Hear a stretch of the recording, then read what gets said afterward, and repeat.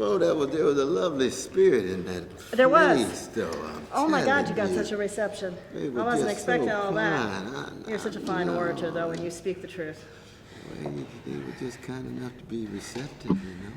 Yeah. But thank you for your patience. Oh yeah, God bless you. It's an Lord, honor. have mercy. Thanks. Pacifica. I remember when I had an interview with Sister Amy Goodman in Pacifica in Berkeley about 40-some years ago. Oh my God, well, I hope you've talked to Sister Amy a little more recently than that. Well, oh, yes, I have. Thank you very much. Yeah, Yes, you mean it's you're going way Just back. been a few Yes. weeks? No, Just no, a few I love times. my dear sister. She's such a force for good. And she's definitely a force to be reckoned with, isn't she? God have mercy. So tell me, Brother West, you are running a campaign based on your long and storied history of justice, love, truth. Give me a feel for what that would look like if you were to get the presidency and what your mission is here this year, because I know you're a preacher in the long tradition. When you speak about politics, you speak directly to people's hearts. So tell me, what do you have to tell the public? What does Brother Well, West one is want that to accomplish this year? I'm just trying to very humbly introduce America to the best of itself.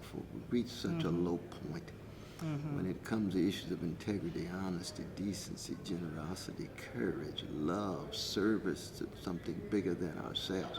That's the best of the country. Absolutely. That's Martin Luther King Jr., that's Fannie Lou Hamer, that's Rabbi Abraham Joshua Heschel, that's Dorothy Day. My mother worked with Fannie Lou Hamer and Dorothy. Is that right? You speak to my personal family. And your mother's name is what? Her name's Geneva. She passed away about 10 years No, ago. we're talking about Geneva. She typed Absolutely. the speech that Fannie Lou Hamer gave on the floor of Congress and Is for the that Mississippi right? Freedom Democratic Party in William Kessler's office. Unbelievable. That is my mother. But that's the best of the country. In fact, Right. I'd argue it's the best of the human spirit. And which means that we do have the potential and possibility of building on that legacy. And all I am is just a little small wave in that ocean of trying to make sure those voices are never forgotten and try to make it available to the younger generation in deed, Yes, in yes. flesh, in action, in concrete institution building and movement building. So solidarity is real, not just here, but oppressed people around the world, wherever they are. Dalits in India, Jews in Russia, Palestinians in Gaza, gay brothers and sisters and lesbian sisters in Uganda. It's a matter of being in solidarity with people who are vulnerable and who are suffering. With the least of these. With the least of these, very much so. Yes. How do we accomplish that? How do you change the system? How do you bring that compassion to the public? Well, you know the anthem of black folk, you gotta lift every voice. Yes, but how do we do that? How do you do that? How do you see from the presidency? How can the president lift every voice and change Well, our the president current can policies? actually build on that tradition in such a way that you say, well, we want to head the empire in order to dismantle the empire. We want the presidency to make sure that Wall Street and war are not at the center, but poor and working people's needs and dignity is at the center. I've Yes. said on many occasions, I don't even want to go into the White House until everybody has a house. Amen. So by Yes. example, you're saying we're going to abolish poverty, homelessness, unhousedness. We're going to have a living wage so people don't work and they're poor. We're going to make sure that we disinvest from the military units, 800 units around the world, 130 special operations. In 130 countries, we got special operations. So much of that money can be invested in not just satisfying the needs of poor and working people, but dealing with the impending ecological crisis and catastrophe that's coming. We've got to shift from the extractable to the renewable Yes, ways of generating energy. And so all of these things go hand in hand, but it starts on a moral and a spiritual level. Is that where you see where the playing field is in That's this where it election? is right now. We are experiencing such depths of spiritual decay and moral decadence, Yes. of callousness and indifference to people's suffering and organized greed, institutionalized hatred, and we have incentives so that you can actually gain by being greedy. You gain by hating people. The way the stockholders are set up, the shareholders, that's the only interest of the corporation, nothing for the people, right? Short-term profit, Yeah. let the planet go. Yeah. Short-term profit, let the poor and the elderly and others who are barely making it, they might have a little slice of social programs, but even those are being attacked. But when it's time to go to war, trillions of dollars are available. That's war priorities. So it's nothing new, you know. I'm old Yes. school, you know what I mean? I go, The same story, decade after same decade. story. Every generation of the species, who's gonna hold up the blood-stained banner of love of truth, beauty, and goodness? Thank God for our artists. I didn't get a chance to talk too much about the artists. I think the artists are the vanguard of the species, They always are. just very Right. much. So just like, for example, if American politics were this good as American music, Yes, we'd have a different set you get to smile of at politicians. that one good man. Oh my God! You bring in Aretha Franklin, George Gershwin, Hank Williams, and Curtis Mayfield, and it goes on Leonard Bernstein. I mean, all of those great artists doing what?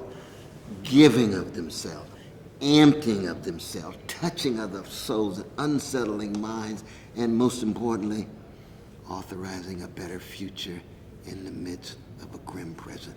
Yes, That's what our great artists they do. keep the hope. They keep that hope, and they make it concrete, not abstract. Yes, yes. You can feel They it in bring the it out from music. within. Oh, yes. And it accents our common humanity, which is being lost these days. Absolutely. What do you see as like making our common humanity lost the most? What is it that's going on in our culture right now that's causing this system of decay? Oh, no, I mean, when you have unaccountable organized greed, predatory capitalist processes, it's just obsessed with profit, profit, profit, profit, money, money, money, money, spectacle, spectacle, spectacle. And then the aim is just to make it more colorful and more multi-gendered.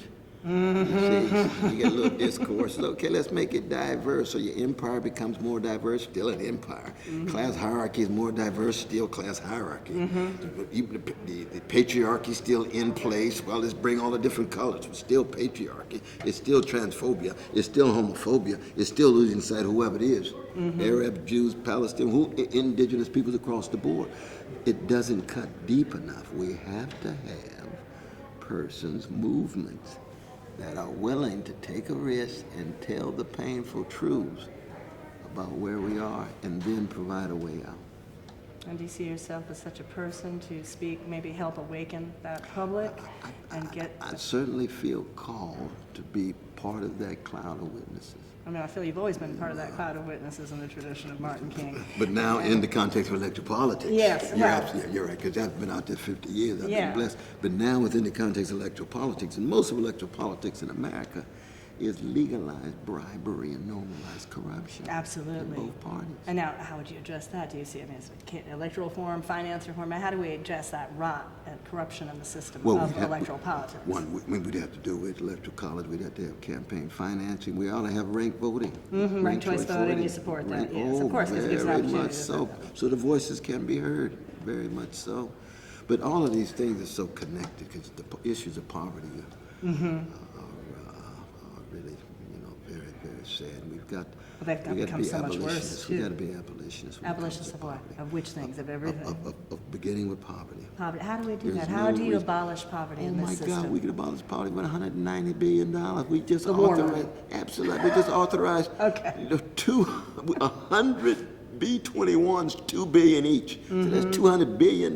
Congress sat there and said, well, you know, we Democrats and Republicans, we don't really like each other, but we vote exactly the same when it comes to militarism. We like that fun, right? Yes, when it comes to subsidizing Wall Street, oh, they vote exactly the same. So it's almost like wrestling, you know, these professional wrestlers. Oh, I'm gonna break your neck.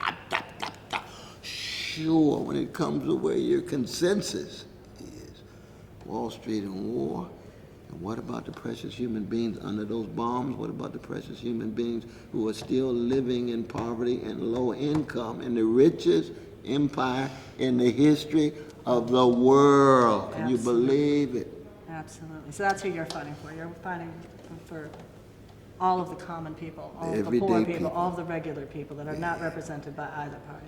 What Sly Stone called everyday people. Remember that song? Yeah, of course. I am everyday people. That's exactly right. All right, Brother West, I appreciate this few minutes. Thank you. I'm sorry we had to rush, but it's Absolutely. a blessing. I'm so glad we did. Absolutely. And I salute your blessed mother. Thank you. Thank My you. gosh, she would Fannie Lou. You know, I kicked off this campaign Yeah. in Lexington, Mississippi, to go back to the Mississippi Democratic Freedom Party. Democratic Party. That's That's where it was exactly all Fannie at. Lou right Fannie there. Lou, amen. And her party endorsed me. Oh, well, It was the first endorsement. I God said, I'm bless on the you. right road. let's have a longer interview next time, okay? Absolutely. All right. Bless, God bless you. God bless you. God You bless too, Brother West. Thank you. Definitely. Definitely.